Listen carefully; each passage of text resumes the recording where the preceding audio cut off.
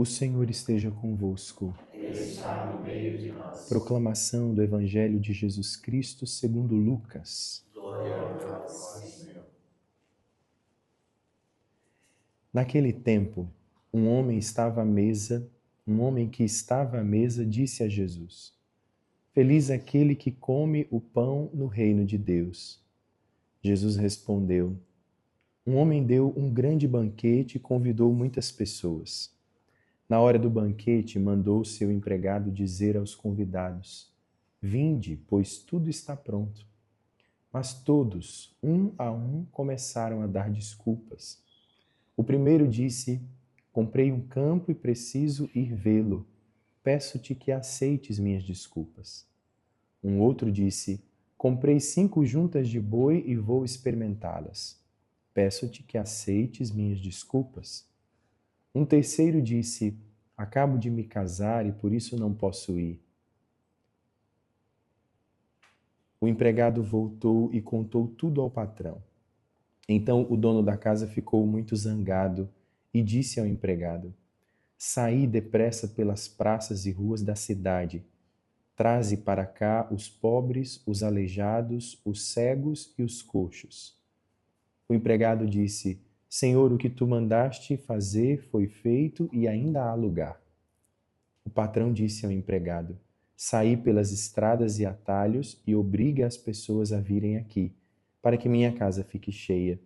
Pois eu vos digo, nenhum daqueles que foram convidados provará do meu banquete. Palavra da salvação. Glória a vós, Senhor.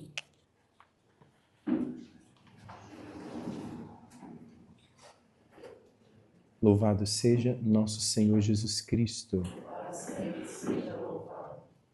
Meus irmãos, minhas irmãs, na liturgia dessa terça-feira, nós vemos São Paulo orientando os romanos de como viver o evangelho que eles receberam. Na semana passada, já há um tempo atrás, a gente via São Paulo anunciando o evangelho para eles, gastando ali o seu tempo e toda a sua força para que os romanos entendessem quem era Jesus Cristo. Ele é o evangelho, a boa notícia. Agora, o cenário muda de figura, porque os romanos já sabem quem é Jesus. A comunidade de Roma já sabe, mas agora precisa organizar a vida em função daquele que é Jesus, aquele ao qual eles tiveram acesso pela pregação de Paulo. E aí Paulo começa então a catequizar essa comunidade. Começa agora a situar, olha, nós somos assim, nós somos desse jeito, nós precisamos fazer assim, por causa de Jesus. E hoje Paulo vai falar da diversidade de dons dentro da comunidade.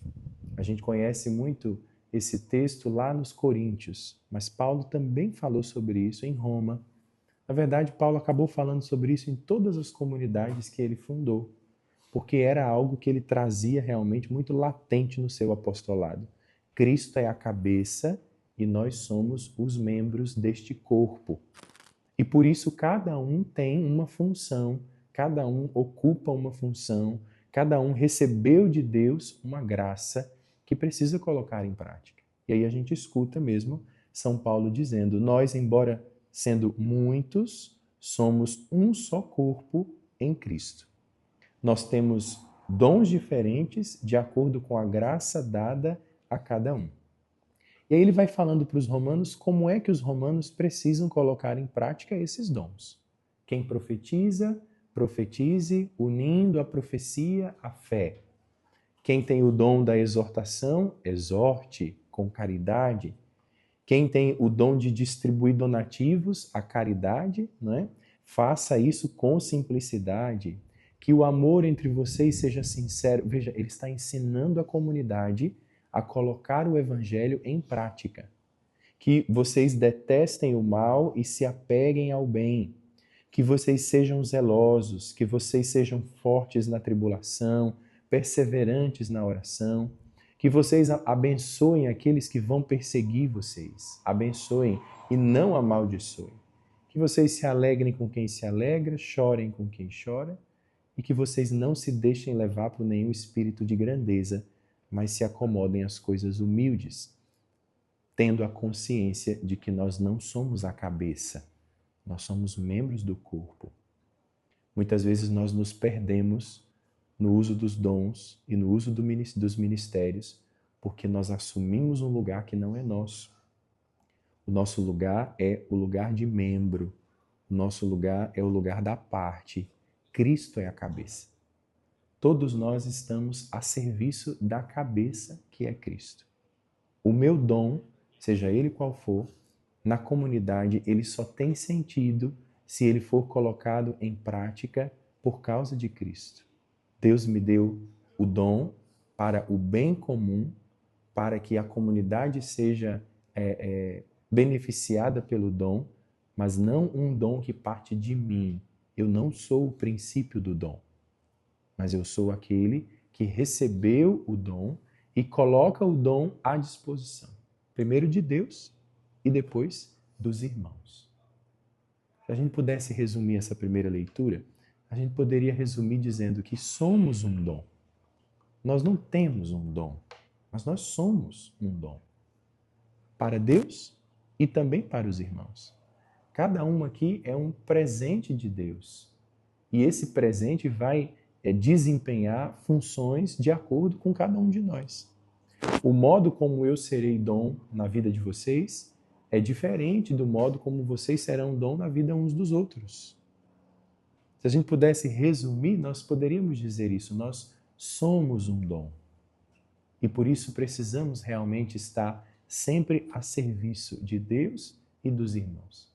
Mas isso só faz sentido e só haverá unção nessa vida de dom se eu estiver unido a Cristo. E aí a gente entra de cheio no Evangelho. Um homem deu um grande banquete e convidou muitas pessoas. Na hora do banquete, mandou o seu empregado dizer aos convidados: vinde, pois tudo está pronto. O que é esse banquete? Esse banquete é a vida de comunhão com Deus. Esse banquete é a vida de amizade com Deus. O que é um banquete? O banquete é um lugar da intimidade. O banquete geralmente se dá em volta da mesa. E a mesa é o lugar da intimidade. Não dá para a gente fugir da intimidade que está ali. Ela está posta na mesa. Você não vai encontrar uma pessoa comendo de cabeça baixa, comendo e olhando aleatoriamente. A tendência é sentarmos na mesa e olharmos uns aos outros, conversarmos, convivermos. Além do alimento que a gente toma, existe o alimento da própria vida fraterna. Mas aqui não é vida fraterna uns com os outros, é vida de intimidade com Deus. O banquete, ele é sempre sinal de intimidade. E eis que o dono desse banquete diz: vinde, pois tudo está pronto. Mas aí São Lucas diz: todos, um a um, começaram a dar desculpas. E veja as desculpas: comprei 5 juntas de bois, acabo de me casar, comprei um campo e preciso ir vê-lo. Tudo daqui de baixo, tudo do mundo, todas as preocupações passageiras. Eu abro mão da intimidade com Deus porque eu estou preso às realidades daqui. Eu não tenho tempo para o Senhor. Padre Zezinho, ele expressou muito bem isso quando ele fez aquela música: se ouvires a voz do vento tentando te enganar, se ouvires a voz do tempo mandando esperar, a decisão é tua. São muitos os convidados. Quase ninguém tem tempo. Nosso Senhor nos chama todos os dias à mesa do banquete. Primeiro pela Eucaristia, que é o banquete propriamente dito. Ele nos chama todos os dias a uma vida de intimidade. Mas muitas vezes nós damos desculpas porque estamos presos às realidades daqui de baixo e não conseguimos avançar. Pior ainda, ele nos chama todos os dias e nós lhes damos desculpas porque muitas vezes estamos presos nos nossos dons. Senhor, eu não tenho tempo. porque eu preciso pregar. Senhor, eu não tenho tempo porque eu preciso atender alguém. Senhor, eu não tenho tempo porque nós vamos distribuir cestas ou fazer uma obra de caridade ali. Senhor, eu não tenho tempo porque eu vou ensinar ali, vou dar uma formação. Senhor, eu não tenho tempo porque eu estou cantando na missa. Senhor, eu não tenho tempo porque eu vou organizar a festa do padroeiro. Senhor, eu não tenho tempo porque eu preciso rezar o rosário nas casas. Senhor, eu não tenho tempo porque eu estou lendo esse livro, porque eu preciso dar uma palestra. Nós nos perdemos nos dons que Deus nos deu e esquecemos que esses dons só fazem sentido se nós estivermos ligados nele. Uma boa pregação, ela só será uma boa pregação se por trás existiu uma boa confissão, uma boa adoração, um bom estudo da palavra, um bom momento de silêncio e de intimidade com o Senhor. Que o Senhor abra os nossos olhos nessa liturgia para que nós não nos agarremos aos bens dessa terra, principalmente aos dons que recebemos, e usemos eles de desculpa para não nos sentarmos nesse banquete. Porque o próprio Senhor diz aqui, por meio do Evangelho, já que vocês que foram convidados não quiseram, nenhum de vocês provará do meu banquete. E aí eu vou em busca daqueles que eram improváveis, dos excluídos. Veja, pobres, aleijados, coxos, cegos. Essa turma eram os improváveis, eram os excluídos. Essa turma somos nós. Porque o banquete era para o povo judeu, mas o povo judeu não quis. Então o Senhor abriu as portas da sala para que a gente entrasse. E aí entramos nós, os coxos, os pobres, os aleijados, os cegos, e nos sentamos à mesa do banquete.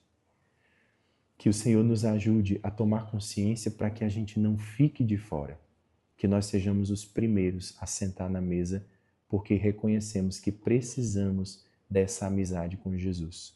Antes mesmo de tudo aquilo que a gente fizer nesse mundo, de colocar os nossos dons e as nossas habilidades em prática, nós precisamos estar unidos a Ele, porque Ele é o sentido de tudo que a gente desempenha nesse mundo. Afinal, Ele é a cabeça e nós somos os membros. Não existe membro vivo sem a cabeça. Não existe membro separado da cabeça. Por isso que nós tomemos consciência para que verdadeiramente assumamos uma vida de intimidade com o Senhor. Mesmo que a gente não faça muitas coisas, mas que aquilo que nós fizermos esteja em comunhão com a vida com Deus, com a amizade com Deus. E assim as coisas terão unção, terão eficácia, verdadeiramente nós vamos evangelizar e vamos converter outros para nosso Senhor, desde que eles bebam daquilo que transborda da nossa intimidade com Deus. Senão nós vamos secar. Tem um livro chamado A Alma de Todo Apostolado, que o autor desse livro ele faz a distinção de sermos canal e de sermos reservatório. Muitas vezes, na caminhada com Deus, no seguimento a Jesus e até mesmo na vida missionária, nós nos comportamos como canal e esquecemos que precisamos ser reservatório. Porque o canal, a água só passa. O reservatório não, ele guarda a água. E muitas vezes a água vai subindo, subindo, subindo, até que o reservatório transborda. Nós precisamos ser esse reservatório que transborda. Se nós formos só canal, a água só vai passar. E aí chega um determinado momento que o canal seca. E aí quando seca, o que é que eu vou dar para o povo? Eu mesmo. E aí a tragédia está feita. Porque eu não tenho nada para dar para o povo. Nada de bom. Como diz aquela oração antiga do Veni Creator, sem o Espírito Santo, nada de bom existe em mim. Quantas pessoas estão por aí bebendo da própria vida dos missionários, dos homens e das mulheres que eram de Deus, mas que descuidaram da vida com Deus. Aí estão dando de si, dando de si, dando de si. Chegará um momento que os olhos dessas pessoas vão se abrir e elas vão perceber o que nós estamos fazendo aqui. Que isso não aconteça conosco, que nós sejamos reservatório da graça de Deus, mas também da amizade com Deus.